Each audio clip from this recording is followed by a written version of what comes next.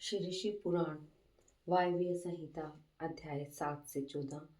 ब्रह्मा जी की मूर्छा, उनके मुख से रुद्रदेव का प्रकट्य, सप्राण हुए ब्रह्मा जी के द्वारा 8 नामों से महेश्वर की स्तुति तथा रुद्र की आज्ञा से ब्रह्मा द्वारा सृष्टि रचना।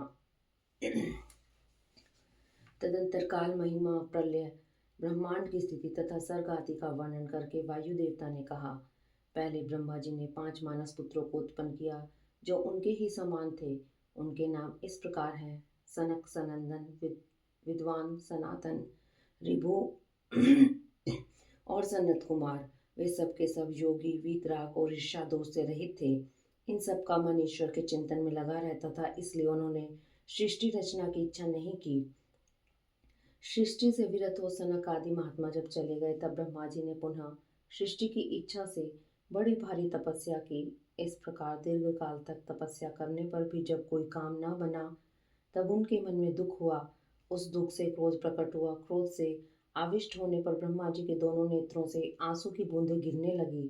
उन अश्रु बिंदुओं से भूत प्रेत उत्पन्न हुए। अश्रु से उत्पन्न हुए उन सब भूत प्रेतों को देखकर ब्रह्मा जी ने अपनी निंदा की। उस समय क्रोध और मोह के कारण उन्हें तीव्र मूर्छा आ गई। क्रोध से आविष्ट हुए प्रजापति ने मूर्छित होने पर अपने प्राण त्याग दिए। तब प्राणों के स्वामी भगवान नील लोहित रुद्र अनुपम कृपा प्रसाद प्रकट करने के लिए ब्रह्मा जी के मुख से वहां प्रकट हुए। उन जगदीश्वर प्रभु ने अपने को 11 रूपों में प्रकट किया।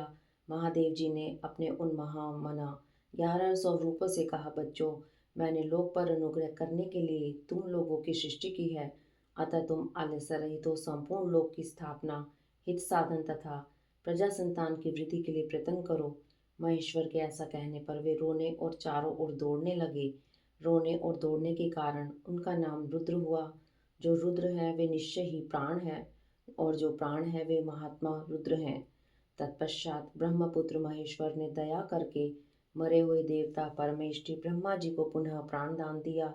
ब्रह्मा जी के शरीर में प्राणों के लौट आने पर रुद्रदेव का मुख प्रसन्नता से खिल उठा।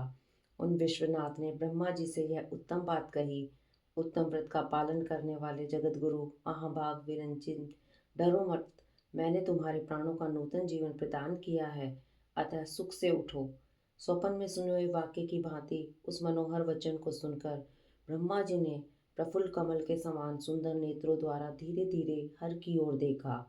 उनके प्राण पहले की तरह लौट आए थे। अतः ब्रह्मा जी ने दोनों हाथ जोड़कर स्नेह युक्त गंभीर वाणी द्वारा उनसे कहा, प्रभु, आप दर्शन मात्र से मेरे मन को आनंद प्रदान कर रहे हैं, अतः बताइए आप कौन हैं, जो संपूर्ण जगत के रूप में स्थित हैं? क्या वे ही भगवान आप 11 रूपों में प्रकट हुए हैं? उनकी यह बात सुनकर देवताओं के स्वामी महेश्वर अपने परम सुखदायक कर कमलों द्वारा ब्रह्मा जी का स्पर्श करते हुए बोले, देव, तुम्हें ज्ञात होना चाहिए कि मैं परमात्मा हूँ और इस समय तुम्हारा पुत्र होकर प्रकट हुआ हूँ। ये जो 11 रुद्र हैं तुम्हारी सुरक्षा के लिए यहाँ आए हैं, अतः तुम मेरे अनुग्रह से इस तीव्र मूर्छा को त्याग कर जाग उठो और पूर्ववत प्रजा की सृष्टि करो। भगवान शिव के ऐसा कहने पर ब्रह्मा जी के मन में बड़ी प्रसन्नता हुई। उन विश्वात्मा ने 8 नामों द्वारा परमेश्वर शिव का स्तवन किया। ब्रह्मा जी बोले, भगवान रुद्र, आपका तेज असंख्य सूर्यों के समान अनंत है, आपको नमस्कार है।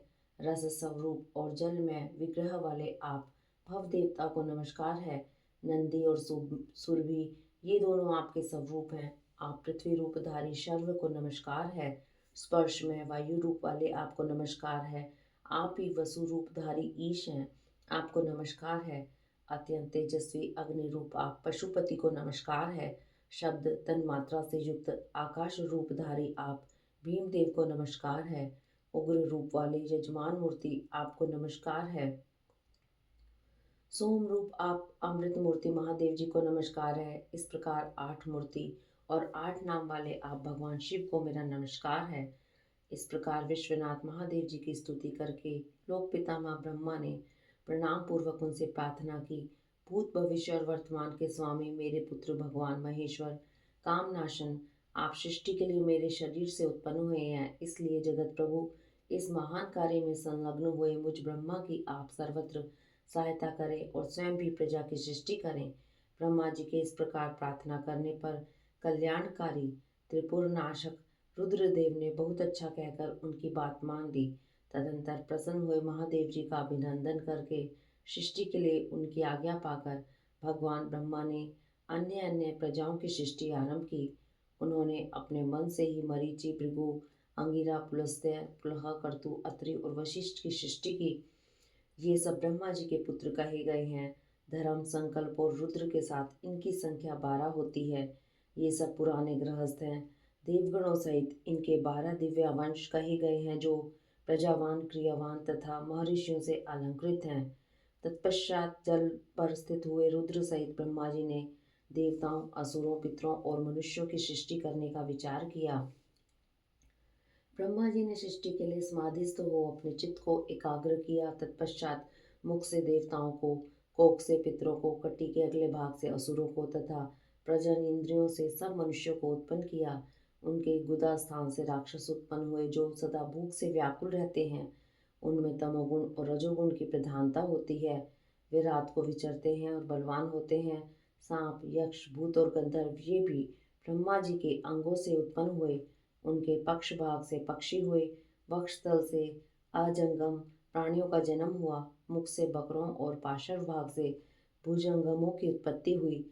दोनों पैरों से घोड़े, हाथी, सरभ, नीलगाय, मृग, ऊंट, खच्चर, नयूकु नामक मृग तथा पशु जाति के अन्य अन्य प्राणी उत्पन्न हुए। रोमावलियों से औषधियों और फल मूलों का प्राकट्य हुआ। ब्रह्मा जी के पूर्ववर्ती मुख से गायत्री छंद, ऋग्वेद, त्रिवृत, स्तोम, रथंतर, साम तथा अग्निष्टोम नामक यज्ञ की उत्पत्ति हुई। उनके दक्षिण मुख से यजुर्वेद, त्रिष्टुप छंद, पंचदश स्तोम, वृत्साम और उक्त नामक यज्ञ की उत्पत्ति हुई। उन्होंने अपने पश्चिम मुख से सामवेद, जगती छंद, सप्तदश स्तोम, वैरूप्य साम और अतिरात्र नामक यज्ञ को प्रकट किया। उनके उत्तरवर्ती मुख से एक स्तोम, अर्थवेद, आप्तोजाम नामक यम, अनुष्टुप छंद और वैराज नामक साम का प्रादुर्भाव हुआ। उनके अंगों से और भी बहुत से छोटे बड़े प्राणी उत्पन्न हुए। उन्होंने यक्ष, पिशाच, गंधर्व, अप्सराओं के समुदाय, मनुष्य, किन्नर, राक्षस, पक्षी, पशु, मृग और सर्प आदि संपूर्ण नित्य एवं अनित्य स्थावर जंगम जगत की रचना की। उनमें से जिन्होंने जैसे जैसे कर्म पूर्व कल्पों में अपनाए थे, पुनः पुनः सृष्टि होने पर उन्होंने फिर उन्हीं कर्मों को अपनाया। उस समय वे अपनी पूर्व भावना से भावित होकर हिंसा, अहिंसा से युक्त मृदु, कठोर, धर्म, अधर्म तथा सत्य और मिथ्या कर्म को अपनाते हैं, क्योंकि पहले की वासना के अनुकूल कर्म ही उन्हें अच्छे लगते हैं। इस प्रकार विधाता ने ही स्वयं इंद्रियों के विषय, भूत और शरीर आदि में विभिन्नता एवं व्यवहार की सृष्टि की है। उन पितामह ने कल्प के आरंभ में देवता आदि प्राणियों के नाम, रूप तथा कार्य विस्तार को विदोक्त वर्णन के अनुसार ही निश्चित किया। ऋषियों के नाम तथा जीविका साधक कर्म भी उन्होंने वेदों के अनुसार ही निर्दिष्ट किए। अपनी रात व्यतीत होने पर अजन्मा ब्रह्मा ने स्वरचित प्राणियों को वे ही नाम और कर्म दिए जो पूर्व कल्प में उन्हें प्राप्त थे। जिस प्रकार भिन्न भिन्न ऋतुओं के पुनः पुनः आने पर उनके चिन्ह और नाम रूप आदि पूर्ववत रहते हैं, उसी प्रकार युग आदि काल में भी उनके पूर्व भाव ही दृष्टिगोचर होते हैं। इस प्रकार स्वयंभू ब्रह्मा जी की लोक सृष्टि उन्हीं के विभिन्न अंगों से प्रकट हुई है। महत् से लेकर विशेष पर्यंत सब कुछ प्रकृति का विकार है। यह प्राकृतिक जगत चंद्रमा और सूर्य की प्रभा से उद्भासित, ग्रह और नक्षत्रों से मंडित, नदियों, पर्वतों तथा समुद्रों से अलंकृत और भांति भांति के रमणीय नगरों एवं समृद्धिशाली जनपदों से सुशोभित है। इसी को ब्रह्मा जी का वन या ब्रह्म वृक्ष कहते हैं। उस ब्रह्म वन में अव्यक्त एवं सर्वज्ञ ब्रह्मा विचरते हैं। वह सनातन ब्रह्म वृक्ष अव्यक्त रूपी बीज से प्रकट एवं ईश्वर के अनुग्रह पर स्थित है। बुद्धि इसका तना और बड़ी बड़ी डालियां हैं। इंद्रियां भी भीतर के खोखले हैं। महाभूत इसकी सीमा है। विशेष पदार्थ इसके निर्मल पत्ते हैं। धर्म और अर्थ इसके सुंदर फूल हैं। इसमें सुख और दुख रूपी फल लगते हैं तथा यह संपूर्ण भूतों के जीवन का सहारा है। ब्राह्मण लोग भूलोक को उसका मस्तक, आकाश को नाभि, चंद्रमा और सूर्य को नेत्र, दिशाओं को कान और पृथ्वी को उनके पैर बताते हैं। वे अचिंत्य स्वरूप महेश्वरी सब भूतों के निर्माता हैं। उनके मुख से ब्रह्मण प्रकट हुए हैं। वृक्ष तल के ऊपरी भाग से क्षत्रियों की उत्पत्ति हुई है। जांघों से वेश्या और पैरों से शूद्र उत्पन्न हुए हैं। इस प्रकार उनके अंगों से ही संपूर्ण वर्णों का प्रादुर्भाव हुआ है। इतिश्री अध्याय 17 7 से 12। भगवान रुद्र के ब्रह्मा जी के मुख से प्रकट होने पर रहस्य रुद्र के महामहिम स्वरूप का वर्णन, उनके द्वारा रुद्र गणों की सृष्टि तथा ब्रह्मा जी के रोकने से उनका सृष्टि से विरत होना। ऋषि बोले, प्रभु आपने चतुर्मुख ब्रह्मा के मुख से परमात्मा रुद्रदेव की सृष्टि बताई है। इस विषय में हमको संशय होता है। जो प्रलय काल में कुपित होकर ब्रह्मा विष्णु और अग्नि सहित समस्त लोकों का संहार कर डालते हैं, जिन्होंने ब्रह्मा और विष्णु भय से जिनको प्रणाम करते हैं, जिन लोक संहारकारी महेश्वर के वश में वे दोनों सदा ही रहते हैं, जिन महादेव जी ने पूर्व काल में ब्रह्मा और विष्णु को अपने शरीर से प्रकट किया था, जो प्रभु सदा ही उन दोनों के योगक्षेम का निर्वाह करने वाले हैं, वे आदिदेव पुरातन पुरुष भगवान रुद्र अव्यक्त जन्मा ब्रह्मा के पुत्र कैसे हो गए। तात भगवान ब्रह्मा ने मुनियों से जैसी बात बताई थी वह सब आप ठीक ठीक कहिए। भगवान शिव के उत्तम यश का श्रवण करने के लिए हमारे हृदय में बड़ी श्रद्धा है। वायु देवता ने कहा, ब्राह्मणों तुम सब लोग जिज्ञासा में कुशल हो, अतः तुमने यह बहुत ही उचित प्रश्न किया है। मैंने भी पूर्व काल में पितामह ब्रह्मा जी के समक्ष यही प्रश्न रखा था। उसके उत्तर में पितामह ने मुझसे जो कुछ कहा था वही मैं तुम्हें बताऊंगा। जैसे रुद्रदेव उत्पन्न हुए और फिर जिस प्रकार ब्रह्मा और विष्णु की परस्पर उत्पत्ति हुई, वह सब विषय सुना रहा हूँ। ब्रह्मा विष्णु और रुद्र तीनों ही कारणात्मा हैं। वे क्रमशः चराचर जगत की सृष्टि पालन और संहार के हेतु हैं और साक्षात महेश्वर से प्रकट हुए हैं। उनमें परम ऐश्वर्य विद्यमान है। वे परमेश्वर से भावित और उनकी शक्ति से अधिष्ठित हो सदा उनके कार्य करने में समर्थ होते हैं। पूर्व काल में पिता महेश्वर ने ही उन तीनों को 3 कर्मों में नियुक्त किया था। ब्रह्मा की सृष्टि कार्य में, विष्णु की रक्षा कार्य में तथा रुद्र की संहार कार्य में नियुक्ति हुई थी। कल्पांतर में परमेश्वर शिव के प्रसाद से रुद्रदेव ने ब्रह्मा और नारायण की सृष्टि की थी। इसी तरह दूसरे कल्प में जगन में ब्रह्मा ने रुद्र तथा विष्णु को उत्पन्न किया था। फिर कल्पांतर में भगवान विष्णु ने भी रुद्र तथा ब्रह्मा की सृष्टि की थी। इस तरह पुनः ब्रह्मा ने नारायण की और रुद्रदेव ने ब्रह्मा की सृष्टि की। इस तरह विभिन्न कल्पों में ब्रह्मा विष्णु और महेश्वर परस्पर उत्पन्न होते हैं और एक दूसरे का हित चाहते हैं। उन कल्पों के वृतांत को लेकर महर्षिगण उनके प्रभाव का वर्णन किया करते हैं। प्रत्येक कल्प में भगवान रुद्र के आविर्भाव का जो कारण है उसे बता रहा हूँ। उन्हीं के प्रादुर्भाव से ब्रह्मा जी की सृष्टि का प्रभाव अविच्छिन्न रूप से चलता रहता है। ब्रह्मांड से उत्पन्न होने वाले ब्रह्मा प्रत्येक कल्प में प्रजा की सृष्टि करके प्राणियों की वृद्धि न होने से जब अत्यंत दुखी हो मूर्छित हो जाते हैं, तब उनके दुख की शांति और प्रजा वर्ग की वृद्धि के लिए उन कल्पों में रुद्र गणों के स्वामी काल स्वरूप नील लोहित महेश्वर रुद्र अपने कारणभूत परमेश्वर की आज्ञा से ब्रह्मा जी के पुत्र होकर उन पर अनुग्रह करते हैं।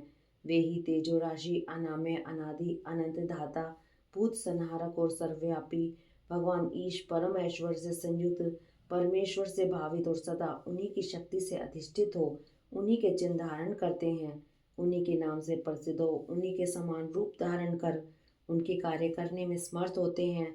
इनका सारा व्यवहार उन्हीं परमेश्वर के समान होता है। ये उनकी आज्ञा के पालक हैं। सहस्त्रों सूर्य के समान उनका तेज है।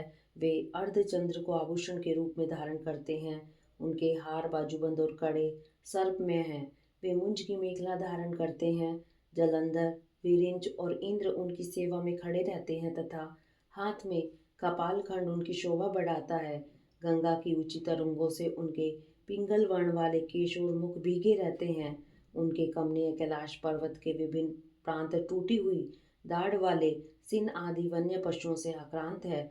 उनके बाएं कानों के पास गोलाकार कुंडल झिलमिलाता रहता है। वे महान वृक्ष पर सवारी करते हैं। उनकी वाणी महान मेघ की गर्जना के समान गंभीर है। कांति प्रचंड अग्नि के समान उद्दीप्त है और बल पराक्रम भी महान है। इस प्रकार ब्रह्मपुत्र महेश्वर का विशाल रूप बड़ा भयानक है। वे ब्रह्मा जी को विज्ञान देकर सृष्टि कार्य में उनकी सहायता करते हैं। अतः रुद्र के कृपा प्रसाद से प्रत्येक कल्प में प्रजापति की प्रजा सृष्टि प्रवाह रूप से नित्य बनी रहती है। एक समय ब्रह्मा जी ने नील लोहित भगवान रुद्र से सृष्टि करने की प्रार्थना की। तब भगवान रुद्र ने मानसिक संकल्प के द्वारा बहुत से पुरुषों की सृष्टि की। वे सब के सब उनके सामने ही अपने ही समान थे। सबने जटाजूट धारण कर रखे थे। सभी निर्भय, नीलकंठ और त्रिनेत्र थे।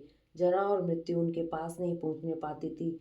चमकीले शूल उनके श्रेष्ठ आयुध थे। उन रुद्रगणों ने संपूर्ण 14 भुवनों को आच्छादित कर लिया था। उन विविध रुद्रों को देखकर पितामह ने रुद्रदेव से कहा, देवेश्वर, आपको नमस्कार है। आप ऐसी प्रजाओं की सृष्टि न कीजिए, आपका कल्याण हो। अब दूसरी प्रजाओं की सृष्टि कीजिए जो मरण धर्म वाले हों। ब्रह्मा जी के ऐसा कहने पर परमेश्वर रुद्र उनसे हंसते हुए बोले, मेरी सृष्टि वैसी नहीं होगी। अशुभ प्रजाओं की सृष्टि तुम ही करो। प्रजा ब्रह्मा जी से ऐसा कहकर संपूर्ण भूतों के स्वामी भगवान रुद्र उन रुद्रगणों के साथ प्रजा की सृष्टि के कार्य से निवृत्त हो गए। इति श्री अध्याय 13 और 14।